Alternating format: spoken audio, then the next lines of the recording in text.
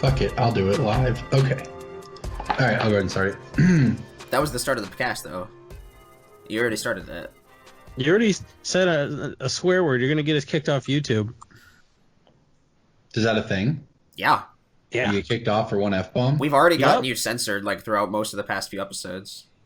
Yeah, we have to go back and take out all the times that you say naughty words. You guys curse 1,000 times more than me. That's not even true at all. You say the really bad ones, though. Yeah? Yeah. Okay. I'll keep that up. I've been sitting here drinking wild turkey since about 9, so I'm gonna fuck y'all up. Anyways, everybody, there you go. Welcome to Brainstorm Brewery. We're off on a great note here. I'm Corbin Hostler. I'm joined by two trolls, DJ and Jason, one of which is a co-host. And this week we have a guest who is better than any of these people you listen to every week. Welcome, BDM, Brian David Marshall, Magic coverage personality extraordinaire, historian of the game, all of that great stuff. Welcome to the show, man. Hey, thanks, guys. Pleasure to be here.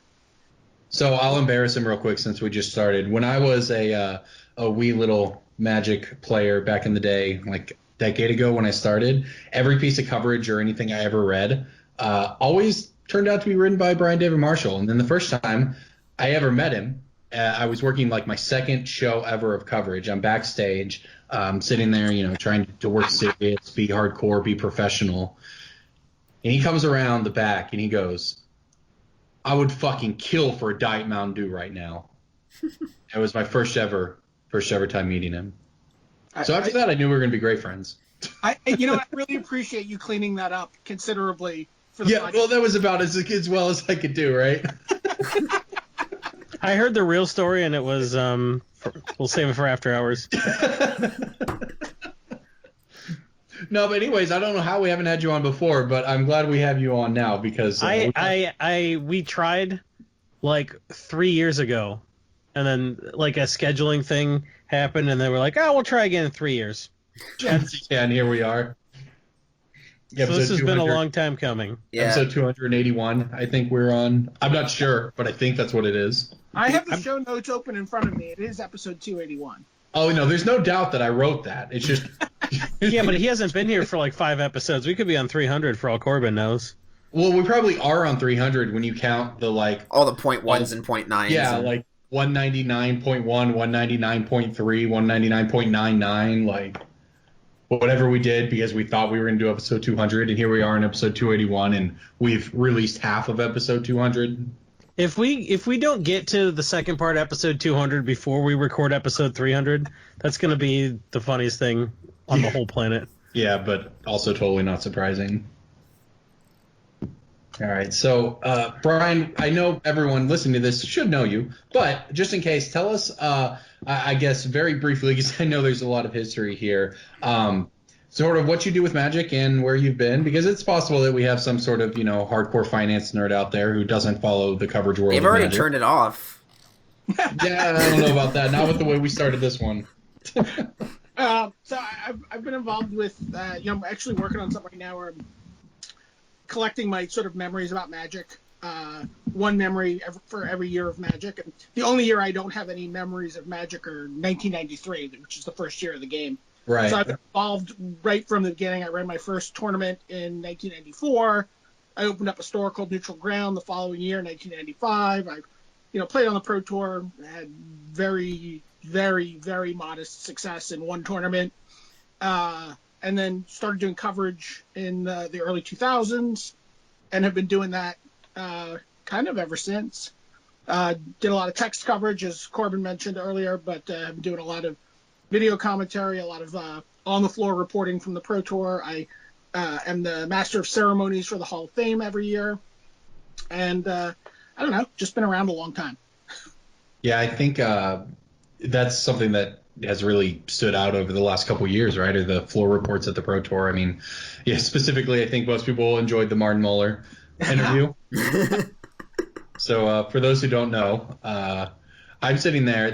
I'm behind the camera on this one. I'm sitting on the stage watching BDM interview him, and the face. You should just go find the GIF form of it if you haven't seen it. But the face Brian makes when Martin drops the F-bomb twice 3 times. 3 times. Every time you tell this story, it's one more F-bomb. This is turning into like, no, the fish was this big. It was definitely 3 F-bombs. And it was one of these things where I've absolutely had people curse in interviews, in winners interviews, in floor interviews, at the desk. I'm pretty sure I've maybe but usually you sort of catch yourself, right? Someone starts to curse and they're like, man, I really, and they kind of like realize that they were going to curse and they kind of muffle it and it tails off and it doesn't register. But Martin just punched it. He's just like, I fucked up. And you're like, holy, what the hell did he just say? And I'm like letting it like sink in, and I'm just trying to figure out how to spin it. What do I do? Am I going to get fired? Is he going to be offended? Like, I don't know what's going to happen. And then he just does it again one more time, and I'm like, oh my God! And then it happened again, and it was crazy. It was like a real adrenaline surge, like just trying to figure out what was happening there. I was just happy that I managed to regroup myself and get a good zinger in there at the end. You did. It was very impressive. And it turned out to be everyone loved it anyways. Yeah, I mean the thing about it is I don't think anyone cares, right? No one's going to be offended. Right. It wasn't like it was a piece of profanity aimed at someone or degrading someone or making someone feel bad. It was someone assessing how they played and being critical of themselves and just owning it. So like it was, the context of it was pure. So I think people responded to that. I mean, we're not, even though kids play Magic, it's not really the people who are tuning into coverage and watching. Yeah, it's not like it's Yu-Gi-Oh or Pokemon or something like that. Even there, I think it was just something that people were able to relate to in terms of Martin's just kind of honesty about it. He's like, yeah, there's nothing to it. I made a bad play. I screwed up, and I'm gonna just do that again. I know, so I just have to deal with it. It was kind of cool, actually. Yeah, it reminded me. But it was scary. Yeah, it reminded me early on in League of Legends. There was one game that went crazy. It was back and forth, this wild thing. It came down to the very last second, and the casters are just screaming, losing their minds over it. And at the end, the person just goes, "Holy shit, they took the Nexus!" And it's like the caster saying this in coverage, and it was like kind of a deal for a minute. And then I was like, and then people were like, "Oh no, this is actually just like, well, that's how into it they are." And it was kind of the same way, right? Like, it kind of lets you know how much these people actually like care, like how much Martin cares about what he did there. It's just the visceral emotion coming through. Yeah, absolutely. And and to him, he also views the word in 2 different contexts. He there's the go after yourself is very different than I effed up for him. Right. Completely different things, even though they're the same word. So it was just kind of interesting. And and all the Europeans thought that we were all very prudish. Yes. Just in general, like, okay, well maybe we'll just shoot someone and it'll be fine. Person, no good. There you go. So outside of Magic, you've done, and I didn't actually know all of this for a long time, but we talked about it over the past couple of years. But you have a pretty storied history in comic books and that thing. I mean, obviously, Neutral Ground was one of the largest source and breeding ground for Magic players and pros and the entire scene back in the day. But it also means you were exposed to all this other stuff that you should a lot of involvement in. So, we want to talk today about the Kickstarter you have going for your new comic book. But tell us kind of what what your history is there and what you've got going on now. Sure. So, no, when I was in high school, I decided that I really wanted to work in the comic book industry. I wanted to be an editor or a writer or do something. I just was really attracted to that form of storytelling and that the possibility of telling any story you wanted. It was, this is at a time before there was crazy CGI budgets, right? Comics were just like you could just do anything, and it was just really appealing to me as a storyteller. And so I went to work for a comic book company as an unpaid intern and parlayed that into an opportunity to write some comics while I was, still like a junior in high school. Work with people who had drawn the X-Men and had drawn the Teen Titans and had drawn all these amazing books, and somehow I was getting to write some comic books. that they were drawing. It was pretty amazing. And from there, eventually started a publishing company, which was pretty large. It was a company called Malibu Publishing, which eventually got bought by Marvel Comics, actually. And then sort of got back into, had a brief stint in public relations, went back to doing promotions for a chain of comic books, which is then how I got into Magic. And then somewhere along the way, I also had a parallel path where I wrote an issue of Captain America for Marvel Comics. I created a title for Marvel called The Craptacular B-Sides, which is about a bunch of slacker superheroes from New Jersey. One of whom is called Mize. So Mize is actually the property of Marvel Comics. And did that. So and I've done a bunch of stuff. Edited a number of books. I was the editor-in-chief for Crusade Entertainment. I've done a lot of oddball comic book stuff along the way, and not nearly enough of my own stuff, which is why I'm sort of coming back to it right now. Yeah, tell us about the new comic and the character, and then the Kickstarter specifically. Sure. So actually, at a Magic tournament, I think in 2015, whatever the year Chris Botello had the Cat Pack deck, maybe 2017. That would have been 2015, right? That was Origins. I think so. Maybe it was 20. I feel like it was 2016 actually. But I met an artist named Jesse Munoz, who's a Magic player from the Pacific Northwest. Showed me his artwork, and I was like, I want to work with this guy. This guy's amazing. People show you their stuff all the time, and you're like, oh, okay, that's pretty good. Right. Cool. Whatever. This guy just blew me out of the water. I'm like, well, what books are you drawing? Like, what title at Marvel do you work on? He's like, I'm a graphic designer. I do a comic with a buddy of mine, but, I'm not really doing that. And I was like, oh, my God. And then for some reason, I just didn't follow up on that until middle of last year. And, I was like, oh, shit, I should see if that guy wants to do something. And I sent him a bunch of different projects that I have in the, sort of queue creatively. Like 3 or 4 different things that I want to work on. And I was like, just pick the one that leaps out to you. And he, within 5 minutes really of almost sending him that email, he's like, I want to work on Chronos. And he just really identified with the project and connected to it and really breathed life into it. So the book is called The Totally Unstuck Adventures of Chronos. And it's about a 15-year-old time-traveling girl who is the daughter of two parents who are part of a temporal protection agency. And she's sort of gotten into some trouble, kind of, basically stealing the family car and, going off on a joyride and right. kind of created a situation. And so, it's about, and it's really about her story now as she tries to fix this, tries to grapple with her relationship with her parents, finds all these new friends, and, time travels. It's fun, and it's very high adventure, lots of fun, lots of, a real love letter to both comic books that I grew up loving and to time travel movies. I was going to say, because Unstuck kind of sounds like a Kilgore Trout reference. It is 100% a reference to that. Nice. And if you look through the 7-page preview, there's a couple of other, I reference A Wrinkle in Time. I kind of make a very oblique reference to Hot Tub Time Machine. So, I love time. And that's really kind of what we're doing. Well, Hot Tub Time Machine brings together your two passions, right? Time travel and John Cusack, so it's perfect. Yes. I mean, what's better than a John Cusack time travel movie? I mean, we could talk about my John Cusack theory if you'd like. I would love to hear this. Oh, boy. Every single movie that has Keanu Reeves in it would be better with John Cusack in that role. This is not open to discussion.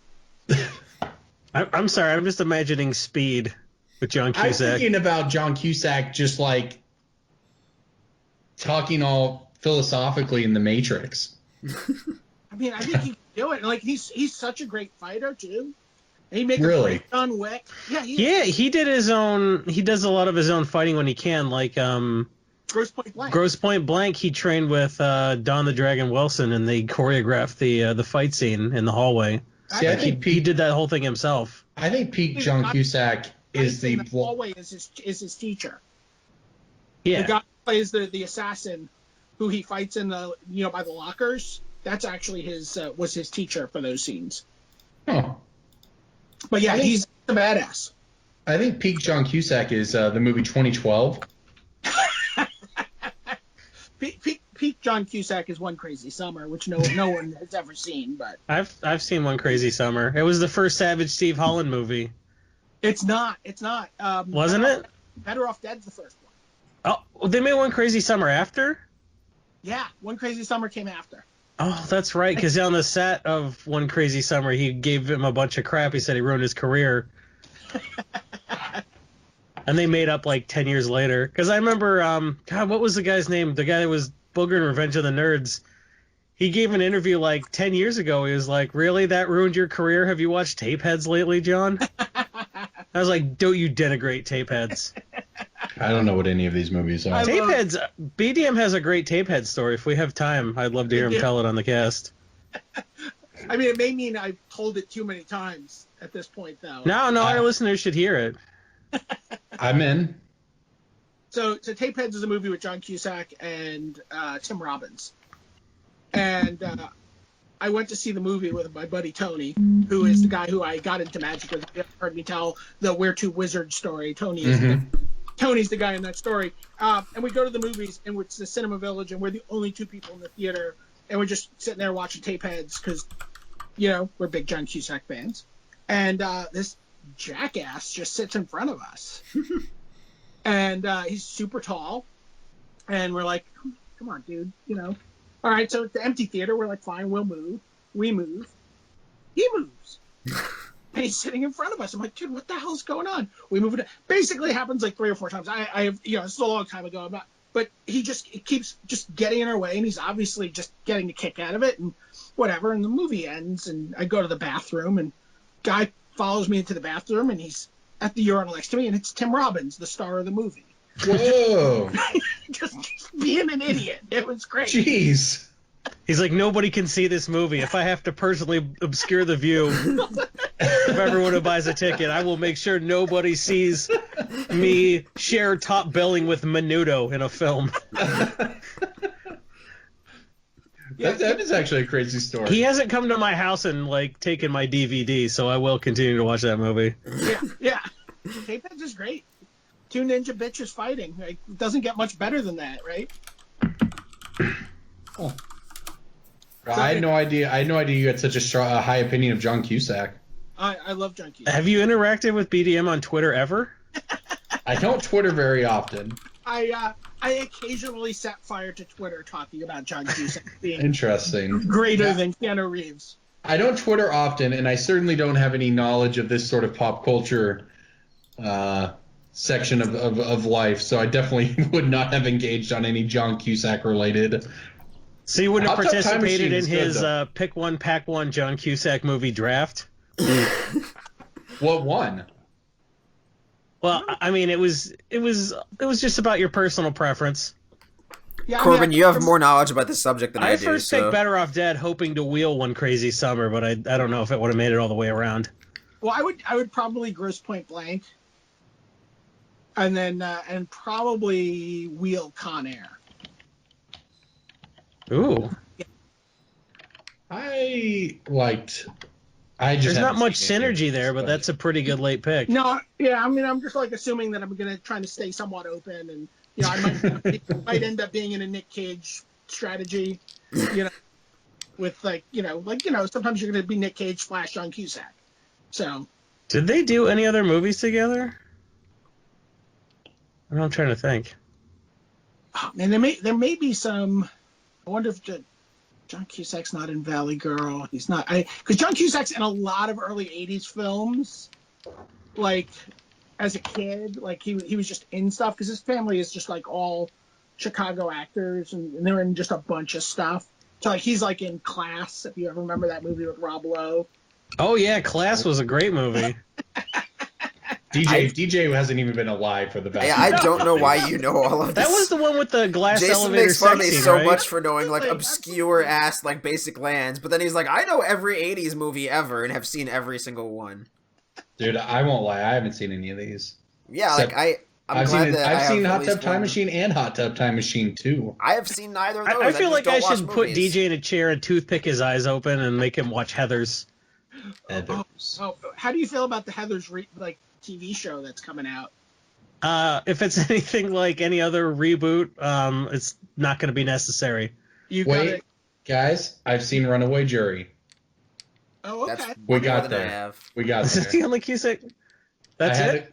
Outside of Hot Tub Time Machine, Hot Tub Time Machine 2, and 2012. Those are the ones that I'm going through the list right now. That's the one I've seen, 2012. So like, yeah, see, DJ's got the good ones. Back in 2012, I probably saw that movie, so I remember none of it.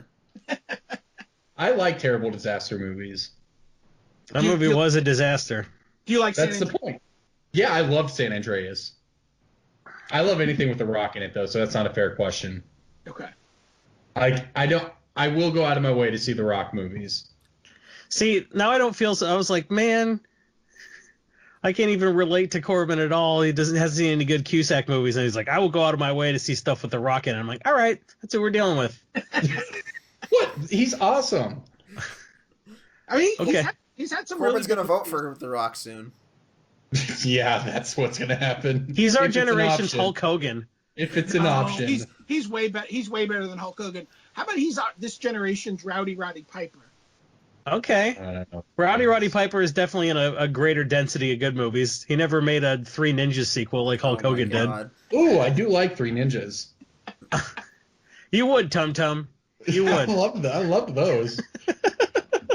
No, The Rock is like a genuinely good person who is in a lot of good stuff, and he does cute little kid movies. Jason doesn't like genuinely good people, Corbin. No. Oh, that's a good point. That's a good point. It's not a big selling point for me either when it comes to. Brendan Fraser is a genuinely good person who does cute little kid movies. Does that mean he gets to be in movies again?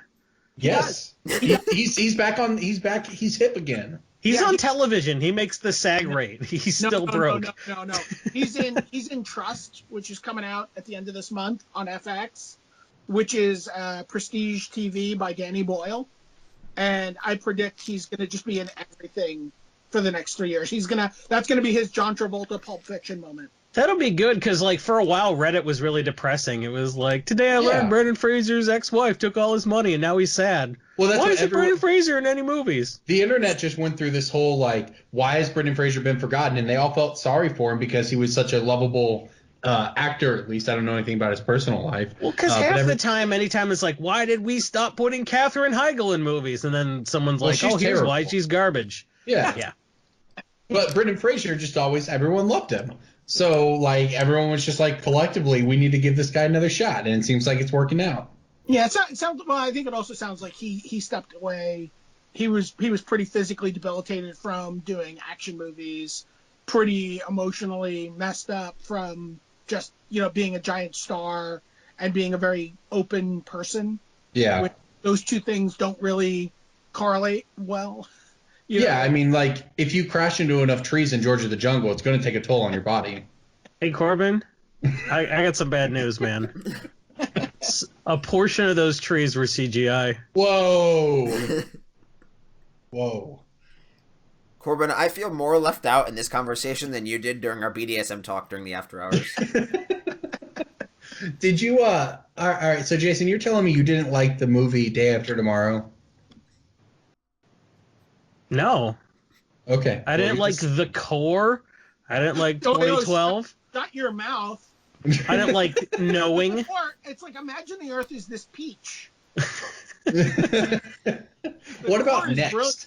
What about the Nick Cage movie Next? Okay, Next gets a pass. Anything that was based on a Philip K. Dick short story, like, gets a pass. Paycheck gets a pass. Next gets a pass. Complete with the whole, like, the Earth was seeded by aliens bit at the end. Spoilers, I haven't seen it. My bad. Yeah. Some people are really going to be rushing out to go see Next. I feel like Next should have had, like, 10 different endings like the movie Clue. Oh, I love Clue. How about you guys ever see Deja Vu with Denzel Washington. No. Oh I yeah. haven't seen any of these movies that you've listed so far in the past 10 minutes. DJ's just out of. not even TJ was close. born in 1997. DJ, I'm glad you exist so that I don't feel like the most left out. Yeah, Corbin's my age. You got no excuse, man. I'm not your age. You're way older than me. Aren't you a year older than Corbin, Jason? Yeah. Way older. I think he's If that. 3 years older than me. I don't know. Jason's seen a lot of movies for someone who has not lived a lot of years. Yeah, Yeah, Jason's it's seen because an he's a uncomfortable giant number of hipster. movies. He's a giant hipster. I don't know. He doesn't like anything that's popular. If something becomes too popular that he previously liked, he decides he doesn't like it anymore. So, of course, he's seen a million old movies. Oh, man, Jason, we should do like an after hours podcast. Just talking about movies. I'm in. I'm down. I thought this. I'll come to New York and we can go sit outside so there'll be jackhammer noise in the background and we'll just talk about. I have a soundboard. We can get the jackhammers in. We'll do what Top 8 should have been. Those are all You should have talked way less about basketball and more about movies. Jason, those are all CGI jackhammers. Well, now my childhood's ruined. So, anyway, this is all a long roundabout way of saying then we kickstarted our comic book. Yes, that is what this is about. So tell us about the Kickstarter. So you can get the comic book through the Kickstarter. We also have a playmat, which is gorgeous. Features Jesse's artwork. It's what you call a 2-page splash, which is a comic book term for a big panel of action that's spread across 2 pages.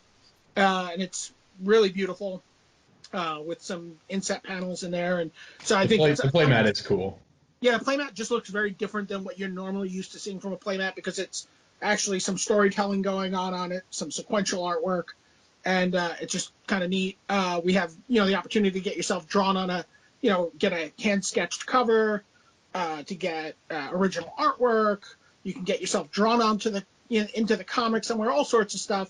We're already funded, so the comic's definitely going to happen. We're definitely going to we definitely met our goal, but, we're looking to get, obviously, across our first couple of stretch goals and unlock some variant covers with some guest artists from the comic book industry. And I'm just really excited about it. It's a story that I'm really excited to tell and get out into the world. So where do comics stand, right, in this day and age? Because on the one hand, comic book movies have obviously taken over the world and never been more popular. On the other hand, it feels like, as someone who's not into comics in the sense that I like the stories of comics, but I've just never read comics, it feels so daunting. So what's it, trying to break into it and create a comic? I mean, what's sort of the industry and the field like for that? How much of a challenge is that? Oh, it's super challenging. I mean, certainly like getting the opportunity to do stuff at Marvel or DC is really a steep hill to climb. But it's just like anything else that we've seen as content creators in the Magic community, that if you just go out there and you're doing stuff and you're putting it out into the world, there's opportunities to monetize that. There's opportunities to, share your work with people, digitally and physically and really try to just get the word out. But I mean, and the reality is if you put your stories out into the world, they should find an audience. Yeah. And that's what Jesse and I are doing with this. It's more important for us to tell the story than, in terms of than worry about, where it's going to get published or if Right. it's going to get collected or, really right now we're just in the stage of we're just going to put out a book. It's going to look great. It's going to be, done to the best of our abilities. And then we'll see what happens from there. What's the best place for people to find? Obviously, the Kickstarter is called the Totally Unstuck Adventures of Anna Chronos Second Hands. Where if people want to check out the book itself or the the digital version, what's the best way for them to do that? So if you go to the Kickstarter page, we have a 7-page preview that you can just download right there, or just read right on the Kickstarter page. So it's like a 7-page, almost like a trailer. It may change a little bit once we do finish the actual comic book, but it gives you a good sense of who's in the book and what the tone of the book is going to be like. It gives you a great sense of what the artwork's going to look like. It's, just really beautiful stuff. I would be shocked if Jesse's not drawing Spider-Man in a year and a half. Wow. He's great. Plus, that book has a lot of turnover. What's that? Plus, that book has a lot of turnover. Yeah. But I mean, I also have a pretty good track record of breaking people into the comic book industry as artists. I've put a lot of people on their first assignments and gotten a lot of people who are, so I have a pretty good eye for someone who's going to be a big star, and I think Jesse has that quality. That's awesome. Yeah. Yeah. So I'm really excited to get to work with him now. Yeah, right. No, that's really cool. Okay, well, that's awesome. So yeah, people, if you want to go check it out, totally Unstuck Adventures of Anna Chronos on Kickstarter. Awesome project. Really glad to see this happen. I mean, you've been talking to me about it for a while, so it's really cool to see it come to fruition and see you get to, share the excitement with everyone else. All right, so I have a question for you guys, though, that sort of ties somewhere between this comic and MTG Finance. Okay. All right. I think, if you're going to time travel and you're looking for ways to make money, right? Magic's kind of insane, right? If you don't like paying taxes, especially. It's super liquid currency, right? It's always liquid within that time span, right? Within a very short jump of time. It's not like placing bets. Placing bets is terrible, right? You're just going to attract the wrong attention. Yep. Right? Comics, you could buy, but I mean, I don't know how long you have to, let's just assume you have to buy something, put it in a safe deposit box, and wait some number of years. With comics, the wait is generally, you're on a much longer time period. More things can go wrong, more variance in time stream. But Magic, you could go 3 years, right? You could put some dual lands in a safe deposit box, right? You could have bought collector's edition dual lands. Yep. 3 years, put them in a safety deposit box, pop that safety deposit box open 3 years later with a little time jump. Hardly anything can go wrong. Right? This has got to be, Magic has got to be the currency of time travelers. This is the conclusion that I'm drawing. It's like that in crypto, right? I think this is better than crypto. Really? It's certainly better. Well, I mean, depends on what you're looking at it, right? If you're that dude that paid 60 Bitcoin for a pizza back in 2010. Yeah, but the thing is also crypto. You don't have to worry about your Magic cards getting stolen from Mount Gox going down. Right. It feels like there's just too many things that can still go wrong there. So here's what you do with your time machine. You go back to Gen Con 1993 and you pull Moxes and Lotuses out of the dumpster when people got the cards for free and we're like, whatever, and just put them in the trash. Well, it's that's why the old saying is, right, what's the easiest way to embezzle $1 million? It's to do it in Black Lotuses. Because it's something that fits. That's not a saying. Yeah, it is. I've heard it many times. No, it's not. You saying it a bunch of times doesn't make it a say. You're not making fetch, Corbin. I didn't make that up, man. That is a thing that has been told to me many times by different people within the vendor community. It's that the easiest way to either to launder money or to take things across. You said embezzle.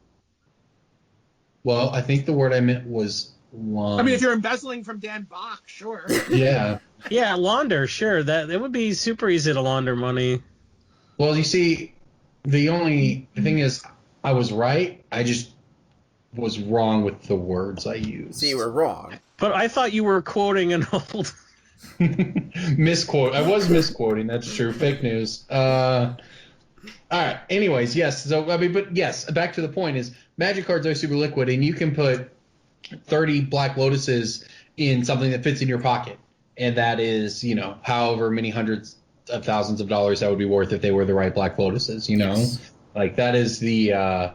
It's just kind of crazy to think about, right? It's kind of crazy. It's 1993, and just put the Black Lotuses in a rubber band and put that in your pocket. Yeah. Then your mom washes your jeans. And then put it inside your X-Acto knife that you can take on the plane. Yeah. The thing is, I thought about it. I wonder, although there's probably some risk to consuming cards in 1993. That's what I was thinking about too. In terms of the time stream, that's why Jason's. You get him out of the dumpster. If you take too many cards, then nobody starts playing, and then you could right. But see, that's why I thought you had thought about it because you said take him out of the dumpster. Yeah. Yeah. You can't take him out of players' hands. Cards in the dumpster. There was the Gen Con 93 there was a real frenzy for the cards. Yeah. They were selling cards. They weren't giving them away at Gen Con. things I know nothing about is those. No one knows anything Now about right Jason's outside the one throwing out fake news. Yeah, 93, not 94. I would have thought 94 everybody would be on board, but 93 I would have. Well, I mean, I wasn't around. Who knows? Yeah, I didn't find out about Magic until summer of '94. I literally wasn't around. They just sold out cards in '93 immediately at Gen Con. Yeah, because everyone loved it. What was it that grabbed people about the game? I mean, the same thing that grabbed everybody, right? I guess, yeah. I started in '96, and as the game was described to me poorly, I was like, yeah, I'm about it. Yeah, I remember, buying my buddies and I just like shuffled up unlimited starter decks and just played them against each other for ante, For ante, of course. Otherwise, it turns off your demonic attorney. Yeah, or your jeweled bird or whatever. Your jeweled bird. Wow. Yeah, it was crazy. But I mean, the game is just, it's just such a radical disruption of gaming, right? Like just this idea of a collectible card game was just unheard of. And it just that I certainly, for me, the attraction that I could have my deck that was my unique combination of cards that nobody else would have was certainly a very exciting aspect of the game to me when it was first described to me when I first started playing. It's one of the reasons I think the formats like Commander and Elder Dragon Highlander still appeal to me so much. Because I feel like I have a little bit more opportunity to have my deck, right? That's really my unique set of cards, which is one of the things that, is, obviously eroded from the game as, filthy net deckers taken over, as they were called in the late 90s. As they're still They're called still today. called that now, actually. Are they really? It is a dying argument, but if it you does occasionally if you go on like certain YouTube channels that we're not going to name here, or certain Facebook groups, you will find the tight-knit community who outright hates people like Jerry Thompson and Brad Nelson for breaking the spirit of the game by posting their deck lists online. How dare they? Dude, they hate all of EDH Rec. Yes, they probably would. Like, on principle, they're like, you guys are just ruining EDH. You should have to dig through a box of bulk rares at your LGS and pull out something that's in your Elder Dragon's colors. And that's how we played it back in my day. Corbin, I'll have to show you a video when we're in Phoenix. I have I found a half hour of video from my first Magic tournament that I ever ran. So it's November '94, and we had a guy with a camcorder going around and just recording everything and interviewing people. So we have like Melissa Benson and Jeff, we have like artists there doing things. It was really, it looks like a mini GP. And that's pretty legit. And like we have all this stuff going on, all the announcements, all this, And then, but then at the end, we actually have play-by-play of the finals. We have a camera just turned on the finals. I assume this will be making its way publicly at some point. Parts of it. At some point. Yeah. But what's really funny is so the guy wins, and we interview him. Right? Do a winner interview with the guy, which is crazy to me. I don't even remember doing this, and he's just like really emotional about having won because the guy he was playing, and he says this with like his lower lip trembling, and he's almost gonna cry. The guy he was playing a copy of my deck. He was playing a copy of my deck. I beat him at the pizza place 2 weeks ago, and then he went and built my deck, and I had to beat him. Which is just crazy to me. That is pretty funny. The original net decker, that random guy who lost in the finals. Yeah, That's really cool. Now, all that old Magic stuff is just fascinating to a lot of people. I mean, it's weird because you don't think about it the longer you've been in Magic, right? You just kind of assume that people know as much as you do or can relate to the same things or whatever. But then you talk to them, they're like, yeah, I started playing 2 years ago. And like, oh, yeah. Especially when people are like competitive, because you just assume that, they just know it all because they're a competitive player. Of course they're informed. But no, if you just weren't around, you just don't know. Yeah, people that are like hardcore going to PTQs don't remember Theros Block. That's crazy to me. Yeah, exactly. I tried to forget Theros Block. Block. It was fun. Oh gosh, no, man. I beat a pack rat the other day, so I felt good about it. Ooh, the dream. Yeah. Corbin doesn't like Theros Block because he has a recurring nightmare where his dad is a bull with a human head, and then he wakes up screaming. So he's like, I don't like reverse minotaurs either. That was the best you could do. I thought you were going to say that. No, I thought you were going to say that Corbin had a nightmare about Theros Block because that was the drunk Chromanticore rant. That was peak Brainstorm Brewery, man. No, I agree, but I don't think Corbin was appreciative of it at the time. No one was appreciative of it. Ruined a set review. That saved a set review. That saved a set review. That made the set review. Was that? If people don't like it, then why do I still autograph Chromanticores to this day? Answer me that. Can't do it. I didn't like Theros specifically because it was all just. It was like the ultimate. You can't outplay your opponent because you all just slammed aura creatures onto a creature, and there was no way to punish your opponent ever. Yeah, I didn't like the limited format. Yeah, there was a while where it's like removal would make people feel bad if they had 2 creatures soul bonded, so we're not going to give you any removal. Every terror is 6 mana. But that was the thing, is it didn't even matter if you had your 6 mana terror because they'd still get all their creatures. Like It was just stupid. Also, the evidence is why Reddit doesn't get to decide what Thoughtseizes are in Standard. I hate Thoughtseize. Thoughtseize is a necessary evil. That's not in Standard, it's not. It's one of what? One of my top 5 most hated cards of all time. I just hate it. What's number 1? Is it Bajuka Bog? I bet it's Bajuka Bog. It's probably Bajuka Bog. Probably Bajuka Bog. Backstory, somebody from my local store played Commander with BDM and I at GP Vegas last year, and we had been drinking a little bit. All I know is this guy's playing no fun combo Get Rog monster. But despite comboing us all out with his terrible uninteractive deck, he made the cardinal sin of Bajuka Bogging BDM, and it was ugly. Oh no, you don't bog the Sidisi deck. He bogged the crap out of the CDC deck. Oh no. Did he get Villainous Wealth? No, he just won because he was playing stupid Get Rog. It was terrible. It's just like a card that has no... I don't understand it. I actually don't understand like the idea of like all the other lands that have some come into playability in that block are so whatever, right? Yep. There was like Soaring Sea Cliff and stuff, right? Yeah. Give a creature flying for a turn. Well, yeah. The World Wake cycle is Colony Garden. Colony Garden's good. Yeah. It's great. Colony Garden. What's the red one? Smoldering Spires, I think. Yeah, creature can't block. Yeah, Smoldering Spires, and then the white one is Sajiri's Step. Yep. Which is also good. Yeah, very good card. Totally fair. The blue one is Soaring Sea Cliff, yeah. And then the black one's, Bajuka Bog. The white one, the Zendikar cycle is Kabira Cross, or no, the blue one's Halimar Depths. Yeah. Oh, that was the World Wake one. Yeah, the Zendikar one is Soaring Sea Cliff. The white one in Zendikar is, No, it's the Kabira. Yeah, the white one in Zendikar is Kabira Crossroads. The red one in Zendikar is Teetering Peaks. But none of these approach Bajuka Bog. No. Right. No, they're all garbage. Sajiri's Step was played a lot. But but that's fine, right? I'm not saying the card shouldn't be unplayable. Yeah, Sajiri's Step was like you have neither Reliquary or it's terrible. Yeah, it was really cool. Kabira Crossroads was good in like Soul Sister E decks in Standard. You'd like put it with a Johnny's Pride Mate and Sarah send it in Standard.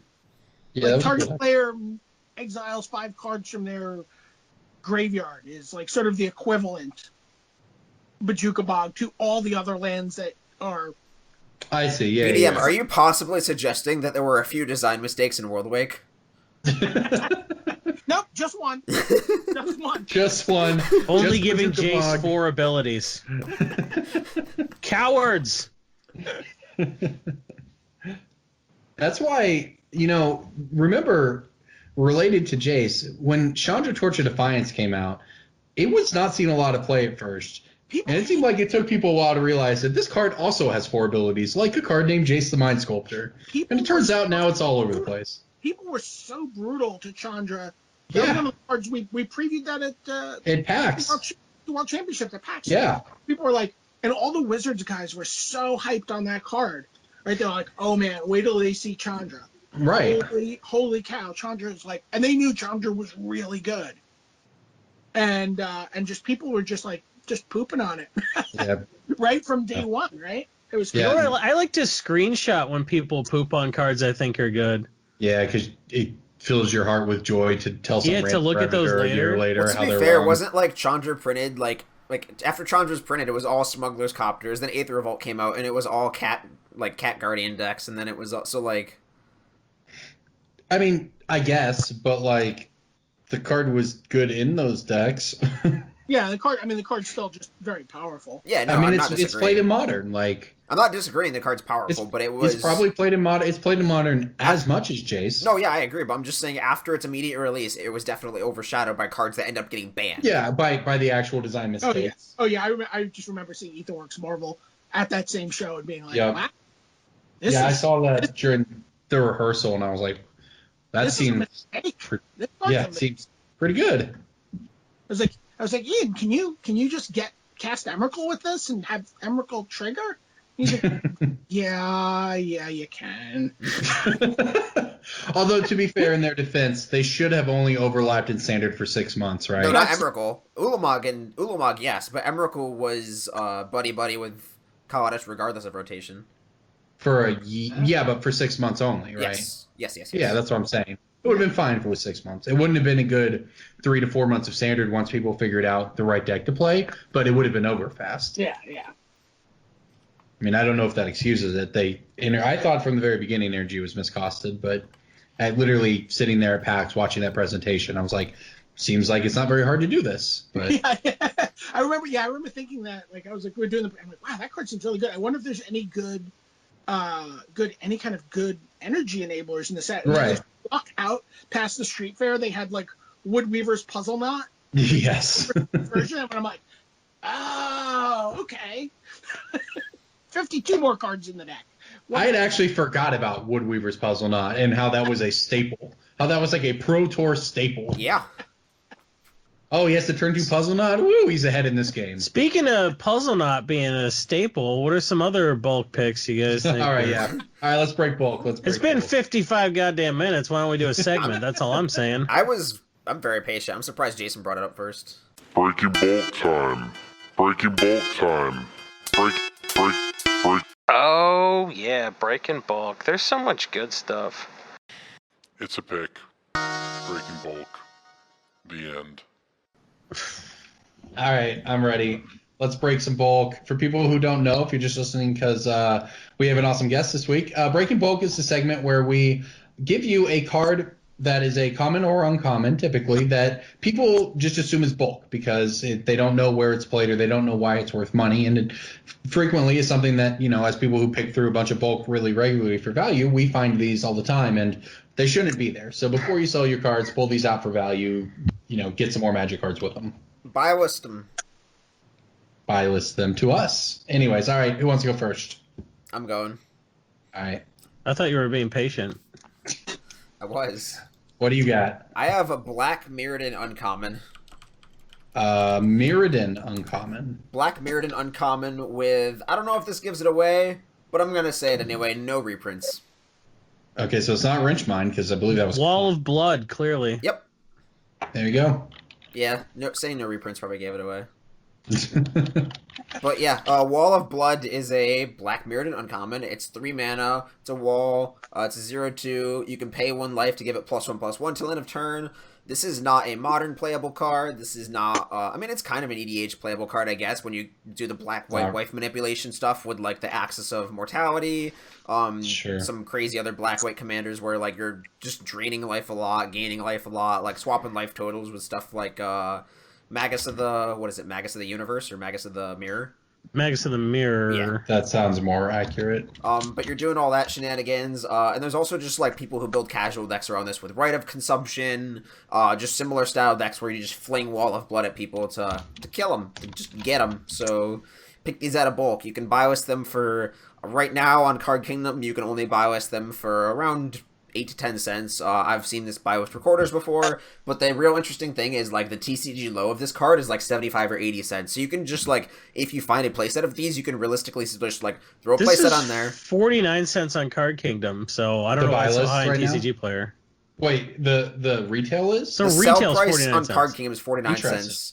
But I'm just saying, if you get a Because set it is of these, 80 cents on TCG Player. yeah, if you get a set of them in bulk, you can throw a set on TCG Player for like 75 cents, and then if somebody decides to buy a set for their casual janky deck, which they will because they're going to buy them as a playset, then you get like $3 out of your playset after shipping. So This isn't exactly 500 decks on EDH Rec, and 100 of them are Selenia Dark Angel. So if that tells you anything about the kind of lunatics that are playing Wall of Blood. I watched a dude play Wall of Blood, get mind-slavered, lose, and then game 2 he played the Wall of Blood again and got mind-slavered again. Well, did he learn anything? I don't fear, know. Man. No fear. Got to get back up on that horse. All right, I've got one for you guys. It's a uncommon from Commander 2013 that has spiked recently. Darksteel Bug. Darksteel Bug. Darksteel Bug. Close enough. Yeah, I knew it would be easy anyway. Darksteel Parasite? It's Darksteel Mutation, guys. Darksteel Beetle.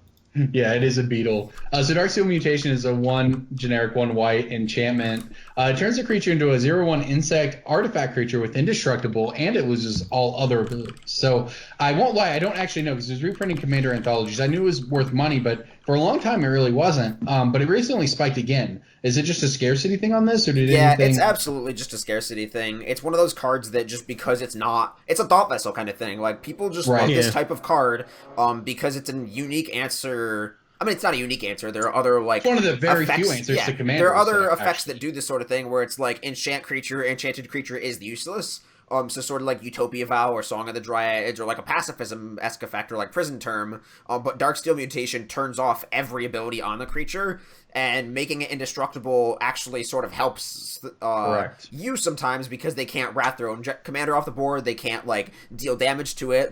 They have to sacrifice the creature. It's like in the movie Dogma, right? Where they beat Jesus into a coma when he was playing skee ball, so he couldn't go back to heaven. It's just like that. It's exactly like that. That's very, very good, yeah. Anyways, that's sure.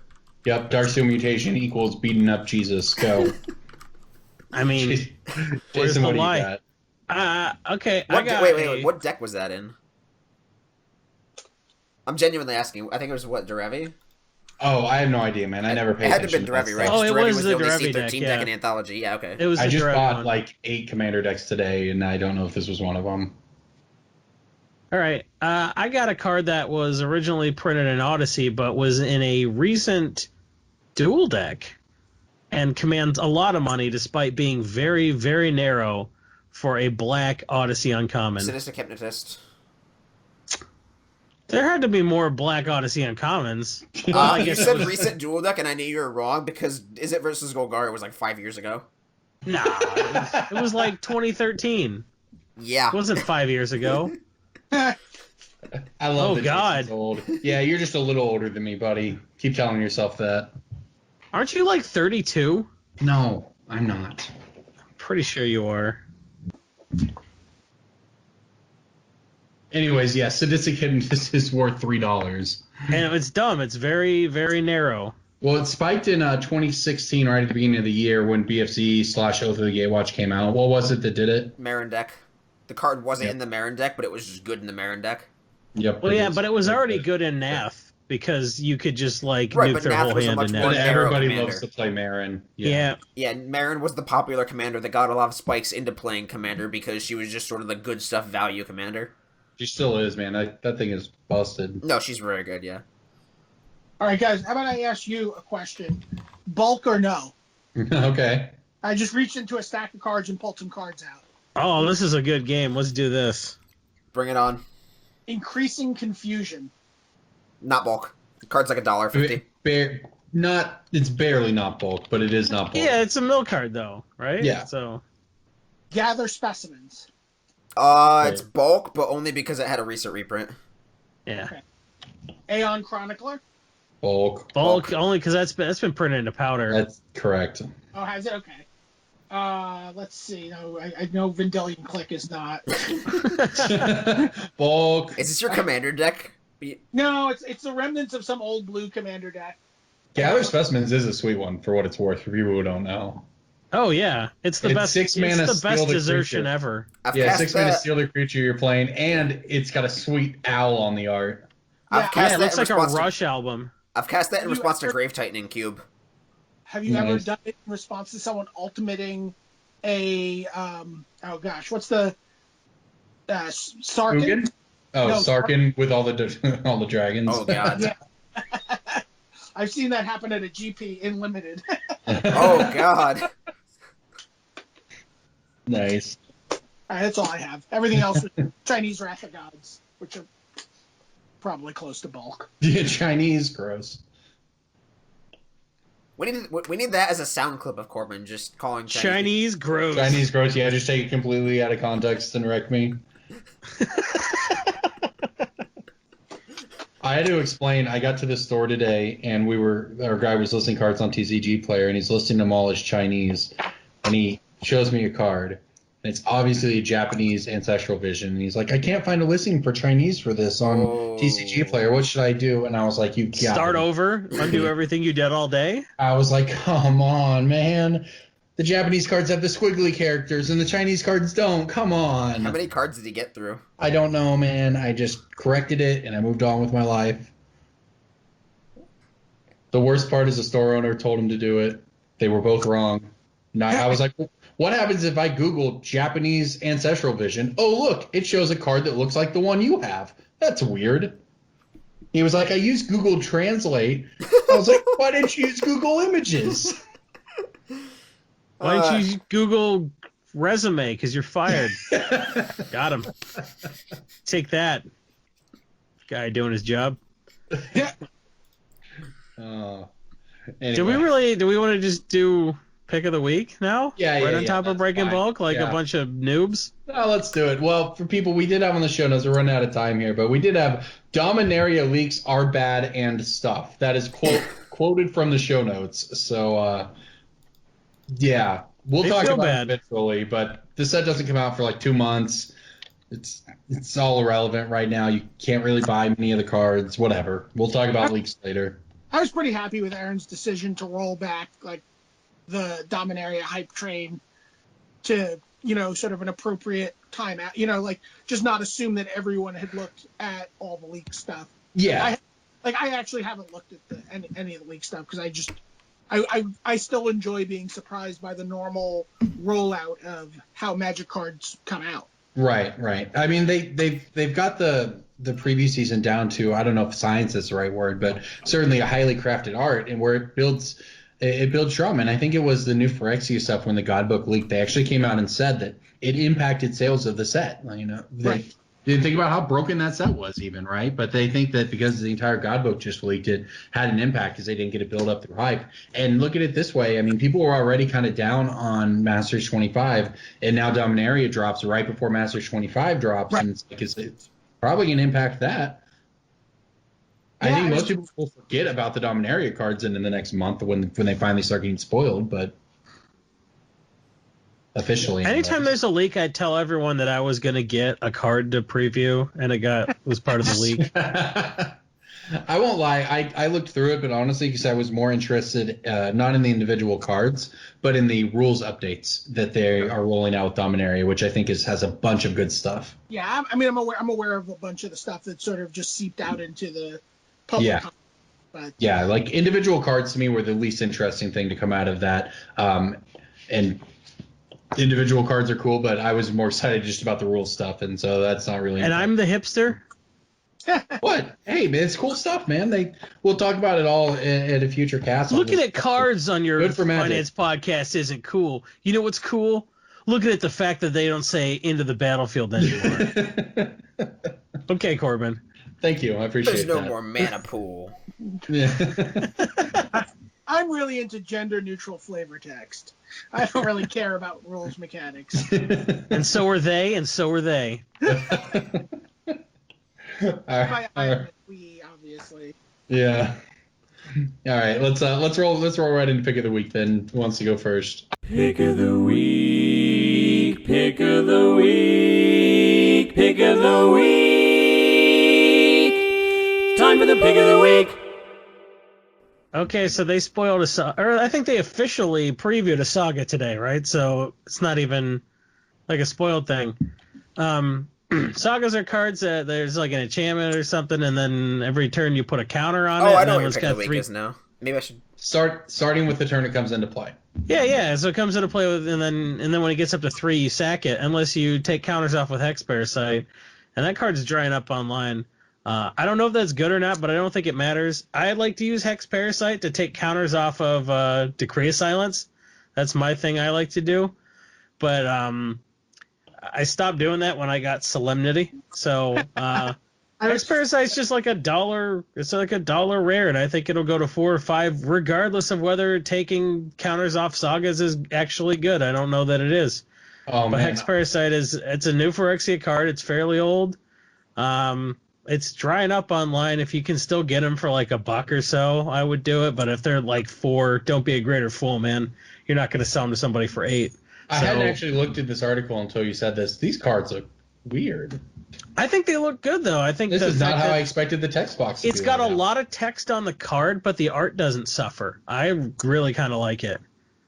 You know, they planned to like make the art really, long and tall and thin, and they did that. It's cool. I like that. I like that you can like physically move a counter through the sagas. For sure. Yeah, there's a lot of stuff to like, and if you don't like it, no one cares what you think, though. You're still gonna buy the set, so don't even like. Right. Your tweet doesn't matter. You probably also complained about double-faced cards and said they were going to ruin Magic. So yeah, people literally did say that, which you is probably insane. threatened to quit when they changed the border in 8th edition, and you're still here farting out your dumb opinion on Twitter. Go away. So, double face cards were so good for the game too. Oh, 100%.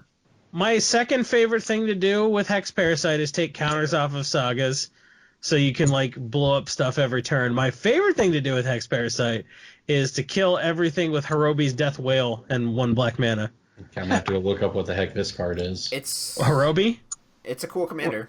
When a creature becomes a target of a spell or ability, sack it. So it's like, I will take 1 counter off your creature, or 0 counters off your creature for a black mana. Or 2 life, I guess. Yeah, you can just like machine gun the whole board. It's hilarious. Oh, it's not actually a whale. No, whale is in W-A-I. W-A-I-L. it's kind of like Gotcha. the block that you never have to play.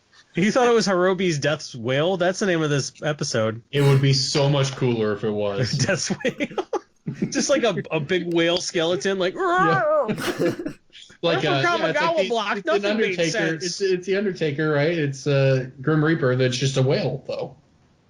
Someone's got to go take the souls of whales too. I know that we have been procrastinating on getting graphic designers for our YouTube channel, but this is one episode where we need somebody to draw a whale skeleton. We've gotten so many emails from we've gotten resumes and cover letters and shit, and we need to go through those at some point. Here's and we're gonna select someone randomly, and that's gonna piss off everybody else. We're gonna pick someone completely randomly because we put it off and be like, I don't want to dig through this whole stack. All these guys seem okay to me. We're going to pick the worst guy, and you're all going to be upset, and it's like, whatever. We don't owe you anything, nerd. You're saying I shouldn't be texting Jesse about drawing a whale skeleton? Yes, please. I mean, if he did, that would... Then when he's illustrating Spider-Man, we'll just be like, that guy drew us a whale skeleton. The three of us will definitely back the Kickstarter. I was going to anyway, but I didn't get around to it, and then I was like, oh, they hit their goal. There's no pressure on me now. You guys hit your goal in 45 minutes, so I was like, I know, it's pretty crazy. I was like, oh Yeah. no, are people going to stop it? My birthday's coming up before the end of the Kickstarter, so I'm going to guilt the hell out of people. I got a week or two, right? I'll back it. It's got 13 days left. Oh boy, Something like that. Clock Yeah, is ticking. we did a pretty short Kickstarter. We didn't do a lot of people do the full month. We just did a little over 3 weeks, so it would end not on a Monday.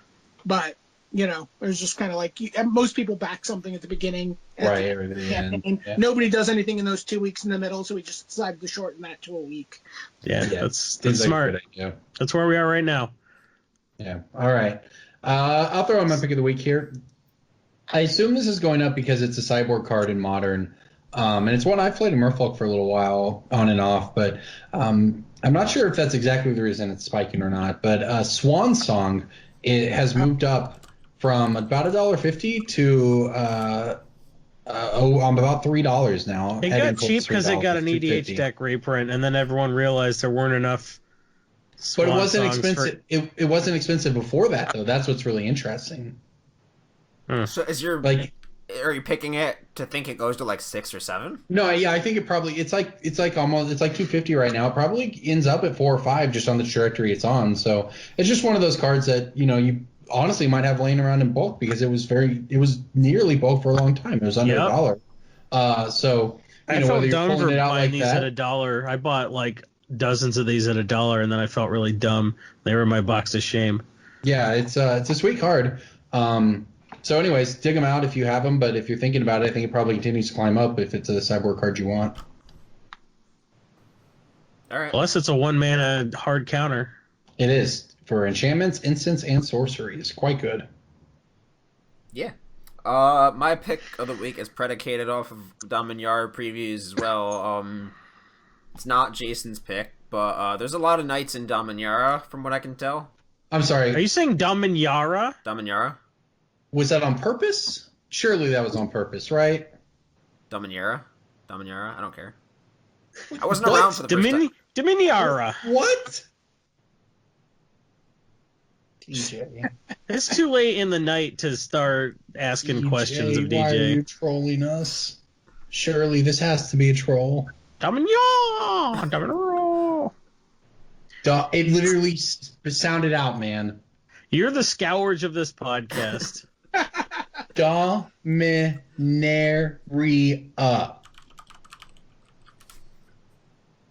Dominyara.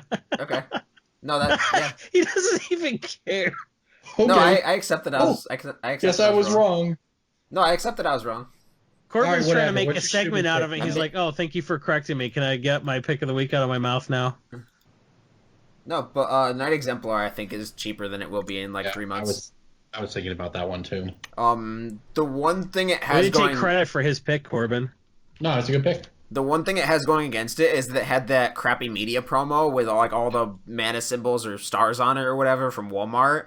The thing where you get like 3 booster packs and a bristling hydra. Yeah, it had one of those. And those things drove prices into the ground on the cards they were on. Yeah, it has one of those, but the good side is that those are kind of ugly. So yeah. It's also got a dual deck reprint. Yeah, but that's Knights versus Dragons, and that like deck wasn't opened like ever. Yeah. So like dual deck cards are worth more than their counterparts because they're so scarce. Correct. Well, there's like $1 between the foil and the non-foil, probably because of that stupid promo store. Well, That's- that and it's also that's just right. like a casual card. Like this card, Right. there's no Knight Commander until now, but this card's price was entirely based off of just pure casuals who don't buy foils; they just buy the cheapest version. So I think Knight Exemplar is like $250 now. If you are that super casual person who plays Knights or whatever, get your playset for $10. I don't think this is a hard buy. Like, I do think that promo tempers it a bit, and I think you have a lot of time to buy in if you want to just hold and see if you can find a really good deal on copies. But I think this is like a $5 card by like June-ish. I don't think it's a super hard spike immediate, but it's just one of those cards that I'm going to keep an eye on. Yeah, when I was reading through the stuff, I noticed there was a handful of knights, but I was also really interested. There's also a lot of soldiers, so it's kind of interesting that there's not. Usually, you don't see knights and soldiers together. There's also lots of Hummerids. Yeah. Can I make a pick? Yes. Just based on talking about the sagas, it's a card I pick this card a lot. So, but I'm just going to tell you, it's a card I want to be good. So Okay. take this with a grain of salt. It's like 50 cents right now. Those are the best ones. Clock spinning. Yeah. That's a pick. That's a Breaking Bolt pick. That I untaps always everything pull with those. Paradox Engine. It's perfect. Clock spinning's you for an instant. Buy back 3. Choose a counter on target permanent or suspended card. Remove that counter from that permanent or card, or put another of those counters on it. With buyback. With buyback, yeah. So Yeah. theoretically, you could actually, I guess, kill someone else's saga with it. Yeah, honestly, this is a great pick. Well, it means you can also just, like, if you put together a saga deck, you can keep doing Yeah, it. you can also just keep resetting yours. Yeah, you can manipulate your sagas at will. I like this a lot. And the foil, for And you reference, can bring is back almost, your dead creatures from the graveyard. You could call the deck Saga Genesis. Oh,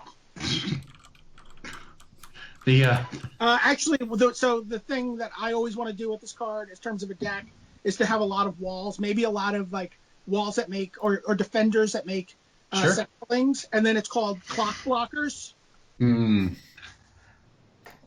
Nothing. Great. Nothing. I'm contractually obligated to not reward any of those sorts of jokes. It's just it's a spiral, man. It's a death spiral once you start encouraging people. I'm just happy that Is it a death spiral or a time spiral? Yeah, clock spinning is time spiral, yeah. This is a good pick for what it's worth. The foil is $7 for the people who already played in Commander who want that one, which is a good sign for its playability in general. People kind of get put onto it. It's actually a really sweet card that has a ton of weird uses in Commander and even Canadian Highlander, and so again, it works with something like with all sorts of odd cards at odd places that you'll find counters. So a lot of the same reasons that Hex Parasite is good. Right. Yeah, not to mention, it happens to work really well with Planeswalkers. Yeah, it does. This card is the reason Helix Pinnacle has Shroud. Yep. Otherwise, you'd use that Paradox engine to just win the game. Anything with buyback and Paradox engine's really dumb. I just like that most people I've played Commander with since Paradox Engine have been printed seem to just have an agreement not to play Paradox Engine. Yeah, I've played against it very rarely. Yeah, it's just so stupid. Everyone agrees I play Gonti to take people's Paradox engines to convince them to take out their Paradox engines. Yeah, card's just trash for Commander. You're just mad because you could lose to Capsize or Sprout Swarm. No, I've actually literally never been Paradox Engined out of a game. I've only think I've played against it once or twice in my life. It just seems like most people just don't play it. I think people play it for a while, and then they realize that they don't get to get any more games in if they play it too much. Yeah, it's just, one, it's not fun. And two, yes, no one wants to play with you anymore. It's the rest of the deck that's the fun part. Trying to come up with the worst Paradox Engine combo that still wins. It's all of them. All right, well, there we go. Brian, thanks again for coming on, man. Where can people find you on the interwebs? Remind them again where they can find the Kickstarter, and if there's anything else you want to say before we log off tonight, it's your window to talk about whatever you want. All right, well, in case we weren't doing that already. Yeah. We're gonna let you plug stuff instead of plugging our own Patreon. No notes, Corbin. I'm sorry.